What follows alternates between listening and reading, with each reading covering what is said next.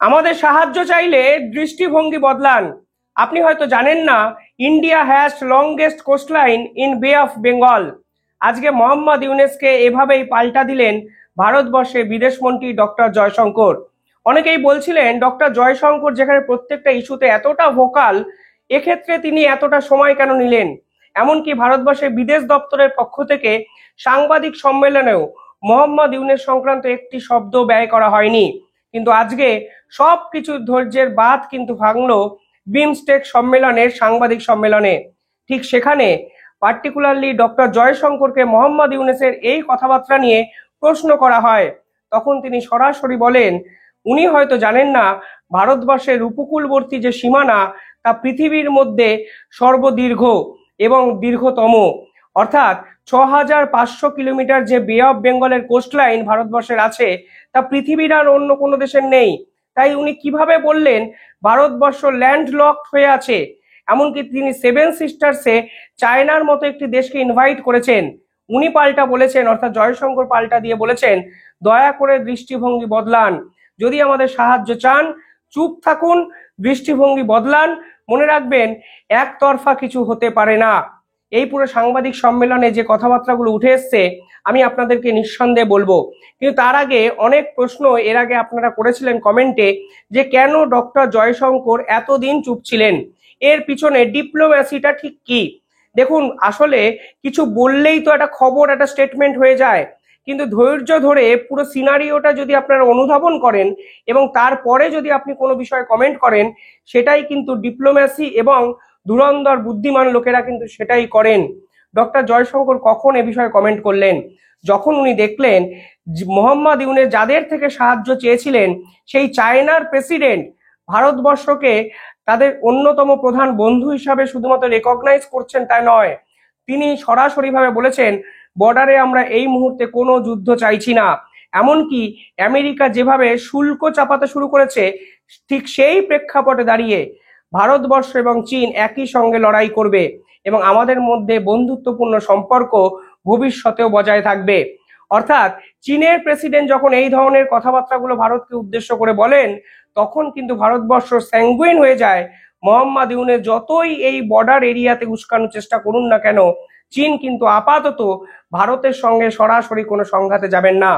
দ্বিতীয়ত, Donald Trump আজকে tariff ঘোষণা করেছেন বিশ্বজুড়ে। আমি এই বিষয়ে একটি প্রতিবেদন আজকে সকালে বানিয়েছি, আপনারা গিয়ে দেখতে পারেন। তিনি সব থেকে বড় মোক্ষম চালটি কোথায় মেরেছে জানেন? তিনি বাংলাদেশের উপর 37% ট্যারিফ চাপিয়ে দিয়েছেন। বাংলাদেশের শিল্প 90% কিন্তু বস্ত্র শিল্প, এবং বস্ত্র শিল্পের মার্কেটটাই হলো আমেরিকার মতো প্রভাবশালী কিছু দেশ। আর আমেরিকার এই মার্কেট, এবং এই মার্কেটের উপর যদি 37% ট্যারিফ বাংলাদেশকে দিতে হয়, এবং এই পুরো বিষয়টা আসলে বাংলাদেশের বস্ত্র শিল্পটা কার্যত শেষ ধাপে যে পৌঁছে গেল, তা অনেক অর্থনীতিবিদই কিন্তু বলতে শুরু করে দিয়েছেন। এবং আমেরিকা এবং বাংলাদেশের যে পরিমাণ ব্যবসা বাণিজ্য হয় তার 90% বস্ত্রশিল্প। সেই বস্ত্রশিল্পের অবস্থা এমনিতেই বাংলাদেশে ঢুকছে, সেই বস্ত্রশিল্পের অর্ডার ভারতবর্ষে চলে আসছে। তা সত্ত্বেও তাদেরকে এবার আমেরিকার মার্কেটে ব্যবসা বাণিজ্য করার জন্য 37% শুল্ক দিতে হবে, যা নিঃসন্দেহে নজিরবিহীন এবং মোহাম্মদ ইউনুসকে বড় ধাক্কা বলে অনেকে মনে করছেন। অর্থাৎ মোহাম্মদ ইউনুস চীনকে পাশে পেলেন না, আমেরিকাকে পাশে পেলেন না, আর এরপরেই মুখ খুলল ভারতের পক্ষ থেকে ভারতের বিদেশ দপ্তর। এবং আজকে বিদেশ দপ্তর বলাটা হয়তো ভুল, ভারতবর্ষের বিদেশমন্ত্রী স্টেটমেন্ট দিয়ে বলেছেন, উনি হয়তো জানেন না India has longest coastline in বে অফ বেঙ্গল। এবং অবশেষে তিনি সেভেন সিস্টার্স সম্পর্কে কিছু কথাবার্তা বলেছেন, আমি একটু আপনাদের বলে দিতে চাই। বিমস্টেক সম্মেলনে ভারতবর্ষ এই মুহূর্তে পার্টিসিপেট করেছে, আপনারা অনেকেই জানেন। এই মুহূর্তে বিমস্টেকে অতিরিক্ত গুরুত্ব কিন্তু ভারত সরকারের পক্ষ থেকে দেওয়া হচ্ছে। এখানে শুধুমাত্র ভারতবর্ষের বিদেশ মন্ত্রী গেছেন তাই নয়, থাইল্যান্ডে কিন্তু আজকে গিয়ে পৌঁছাবেন ভারতবর্ষের প্রধানমন্ত্রী নরেন্দ্র মোদী। বিমস্টেক হলো এমন একটি সম্মেলন যেখানে এশিয়ার বিভিন্ন দেশ কিন্তু নিজেদের মধ্যে একটি একটি আলাপ আলোচনার পর্বে ভবিষ্যৎ নিয়ে আলাপ আলোচনা করেন। বিমস্টেক মানে বে অফ বেঙ্গল ওরিয়েন্টেড যে সকল দেশ, তারাই কিন্তু একসঙ্গে মিলিতভাবে এই সংগঠনটি তৈরি করেছেন। এটা কেন গুরুত্বপূর্ণ? কারণ এই ধরনের দক্ষিণ এশিয়ার সংগঠন আরো একটা কিন্তু আছে, তার নাম হলো সার্ক। কিন্তু সার্কে কিন্তু ভারতবর্ষ পার্টিসিপেটই করতে চায় না, কারণ এই সার্কে অন্যতম সন্ত্রাসবাদী দেশ পাকিস্তান আছে। মোহাম্মদ ইউনূস কিন্তু সবার আগে আবেদন জানিয়েছিলেন ভারতবর্ষ যেন সার্কে আসেন এবং সার্কে এসে ভারত, পাকিস্তান এবং বাংলাদেশ যেন একত্রে একটি মিটিং করেন। মোহাম্মদ ইউনূসকে কিন্তু সেবার জয়শঙ্করই পাল্টা দিয়ে বলেছিলেন আমরা সার্ককে রিভাইভই করতে চাই না। যখন শেখ হাসিনা ছিলেন, এই সার্কের মিটিং যখন ভারতবর্ষ করতে চায়নি, শেখ হাসিনা কিন্তু ভারতবর্ষের এই সিদ্ধান্তকে সমর্থন করেছিলেন।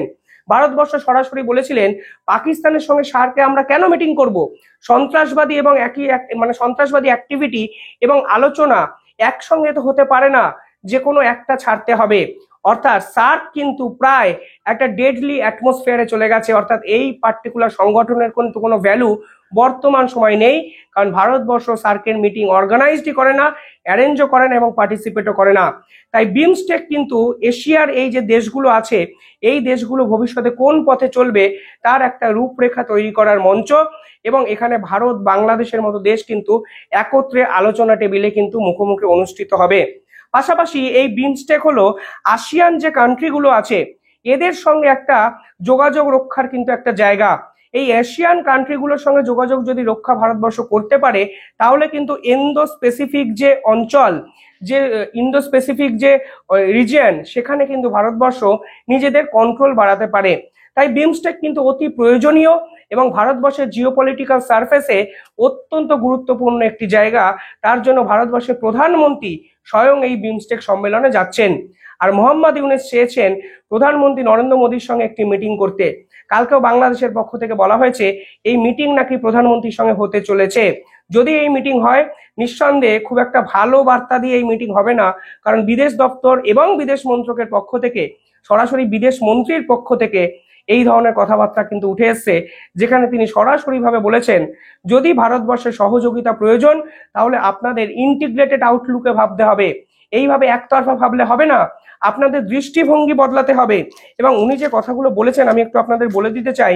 তিনি সরাসরি বলেছেন north east emerging as a connectivity hub for the BIMSTEC country, অর্থাৎ যে সেভেন সিস্টার্সকে মোহাম্মদ ইউনূস ল্যান্ড লকড বলে চিহ্নিত করেছিলেন, জয়শঙ্কর গিয়ে বলেছেন এই নর্থ ইস্ট এবং সেভেন সিস্টার্স এই মুহূর্তে বিমস্টেকের বিভিন্ন দেশের জন্য একটি ইমার্জিং হাব, অর্থাৎ ভবিষ্যতে সম্ভাবনা কিন্তু দেখাতে শুরু করেছে নর্থ ইস্ট। এবং ভারতবর্ষ পার্টিকুলারলি নর্থ ইস্টে সেভেন সিস্টার্সে শুধুমাত্র মোহাম্মদ ইউনূসের বে অফ বেঙ্গল কেন্দ্রিক নির্ভরযোগ্যতা নেই, ভারতবর্ষ সেখানে বর্তমানে নেটওয়ার্ক অফ রোডস করেছে, অর্থাৎ একাধিক রাস্তা তৈরি করেছে, রেলওয়ে তৈরি করেছে, ওয়াটারওয়েজ তৈরি করেছে, এবং গ্রিডস অ্যান্ড পাইপলাইন দ্বারা নর্থ ইস্ট আগের থেকে সম্পূর্ণভাবে বদলে গেছে, তা ভারতবর্ষের বিদেশ মন্ত্রী কিন্তু আজকে বলেছেন। অর্থাৎ মোহাম্মদ ইউনূস দাবি করেছিলেন এই নর্থ ইস্ট আসলে ল্যান্ডলক। মোহাম্মদ ইউনূসের এই পুরো কথাটা আর পাল্টা দিয়ে জয়শঙ্কর জানিয়ে দিয়েছে এখন শুধুমাত্র বে অফ বেঙ্গল বা মোহাম্মদ ইউনূসের বাংলাদেশের উপর সেভেন সিস্টার্স ডিপেন্ড করে নেই। আর মনে রাখবেন আমরা ল্যান্ডলক নই, আমাদের কোস্টান যে রিজিয়ন, কোস্টান যে লাইন, তার দৈর্ঘ্য 6500 কিলোমিটার, যা পৃথিবীর মধ্যে অন্যতম এবং দীর্ঘতম বটেই। ফলে সব মিলিয়ে মোহাম্মদ ইউনূস যে কথাবার্তাগুলো আজকে বিমস্টেক সম্মেলনের প্রথম দিনেই শুনলেন, হয়তো তিনি তা ডিজার্ভ করেন। জয়শঙ্কর এরপরে আরো কিছু কথাবার্তা বলেন। তিনি বলেছেন আমাদের যদি কোঅপারেশন প্রয়োজন হয় তাহলে একটি পজিটিভ ইন্টিগ্রেটেড আউটলুক আপনাকে দেখাতে হবে। এমনকি শুধুমাত্র নির্দিষ্ট একটি সাবজেক্টকে চেরি পিকিং করলে সম্পর্ক কিন্তু থাকবে না। অর্থাৎ এই বিমস্টেকে যখন বাংলাদেশও আছে, ভারতও আছে এবং বিশ্বের একাধিক দেশ কিন্তু এই বিমস্টেকে আছে, আপনি শুধুমাত্র সম্পর্ক রক্ষা করবেন চায়নার সঙ্গে এবং চায়নাকে ভারতবর্ষের কোস্টান রিজিয়নে ইনভাইট করবেন এবং ভারতবর্ষের বিপক্ষে একাধিক উস্কানিমূলক কথাবার্তা বলবেন, তা তো হতে পারে না। আপনি চায়নাকে যদি চেরি পিকিং হিসাবে বেছে নেন, চেরি হিসাবে যদি বেছে নেন, তাহলে চায়নার সঙ্গে বন্ধুত্বপূর্ণ সম্পর্ক রাখুন, তাহলে আমাদের কোঅপারেশন আপনি চাইবেন না। পরিষ্কারভাবে মোহাম্মদ ইউনূসকে আজ বার্তা দিয়ে দেওয়া হয়েছে জয়শঙ্করের পক্ষ থেকে। তারপরে আরো উল্লেখযোগ্য এটি কথাবার্তা বলেছেন। আপনারা জানেন নেপালে বিভিন্ন ক্ষেত্রে এখন বিক্ষোভ দেখা যাচ্ছে এবং এখন এই নেপালকেও বন্ধুত্বের আহ্বান জানিয়েছেন মোহাম্মদ ইউনূস। এই নেপালকে উদ্দেশ্য করে জয়শঙ্কর যা বলেছেন, আমার মনে হয় নেপালে যদি সাহস থাকে এই বিক্ষোভ অবিলম্বে তারা বন্ধ করবেন। তিনি বলেছেন মনে রাখবেন একমাত্র নর্থ ইস্ট এবং সেভেন সিস্টার্সই ইন্ডিয়ার সাবকন্টিনেন্ট এবং আসিয়ানের মধ্যে যোগাযোগ রক্ষা করে। ইন্ডিয়ার সাবকন্টিনেন্ট কারা? নেপাল এবং ভুটান। যদি ভারতবর্ষ নর্থ ইস্টকে সম্পূর্ণভাবে লক করে দেয়, তাহলে নেপাল কিন্তু এই আসিয়ান যে বাকি দেশগুলো আছে তাদের সঙ্গে যোগাযোগই করতে পারবে না। এমনকি এই নেপাল বিমস্টেকের সদস্যই হতে পারে না, কারণ এদের কিন্তু আশেপাশে বে অফ বেঙ্গল নেই। এবং এই নেপালকে কিন্তু দিনের পর দিন সদস্য করার জন্য প্রথম থেকেই সওয়াল তুলেছিল এবং অনুরোধ জানিয়েছিল ভারতবর্ষ। তার জন্য নেপাল কিন্তু আজকে বিমস্টেকের সদস্য।